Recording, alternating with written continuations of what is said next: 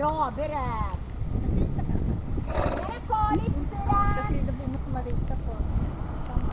Ja, men ta Lite titta då. fram. Vad sa du? Nej. Och fram. Mera ytter.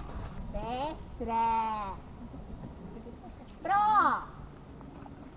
Där är Maria. Bra. Nu är det en övergång. Rätt. De slår sig till ro lite.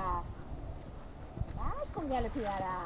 Vänstergaloppen bättre än höger. Upprätt fram i traven. Ännu mer upprätt här. Bra. Där är. Där ska hon trava.